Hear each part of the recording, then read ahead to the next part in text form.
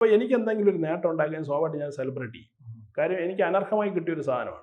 ആ അനർഹമായി കിട്ടിയാണ് 99 സീറ്റ് ഈ സൂത്രപ്പണിയൊക്കെ ചെയ്ത് ഒപ്പിച്ചൊരു സാധനമാണ്. കാര്യം അമിത്ഷായുടെ ഒരു ഡീഫേക്ക് വീഡിയോ ഒക്കെ ഇറക്കി റിസർവേഷൻ നിർത്താൻ പോകുന്നൊക്കെ പറഞ്ഞിട്ടാണ് ഈ ഉത്തർപ്രദേശിൽ കുറച്ച് സീറ്റ് അവർ പിടിച്ചെടുക്കുന്നത്.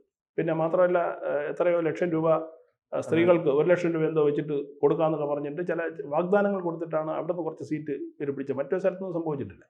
അപ്പോൾ ഈ 99 സീറ്റിൻ്റെ ബലത്തിൽ രാഹുൽ ഗാന്ധി കരുതിയിരിക്കുന്നത് ഒന്ന് ആഞ്ഞു പിടിച്ചാൽ അടുത്ത തവണ അധികാരത്തിലേക്ക് വരാം, പ്രധാനമന്ത്രി ആവാം എന്നുള്ള ഒരു എന്താ പറയുക ഒരു ആഗ്രഹം അല്ലെങ്കിൽ ഒരു സ്വപ്നം അദ്ദേഹം വെച്ച് പുലർത്തുന്നു.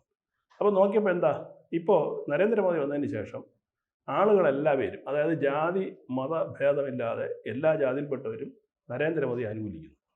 നല്ലവനാണെന്ന് പറയുന്നു, ഞങ്ങൾക്ക് സഹായം നൽകിയെന്ന് പറയുന്നു. ഇതൊക്കെ ആളുകൾ കിട്ടിയാലല്ലേ കിട്ടിയെന്ന് പറയത്തുള്ളൂ, സഹായിച്ചു എന്ന് പറയുള്ളൂ.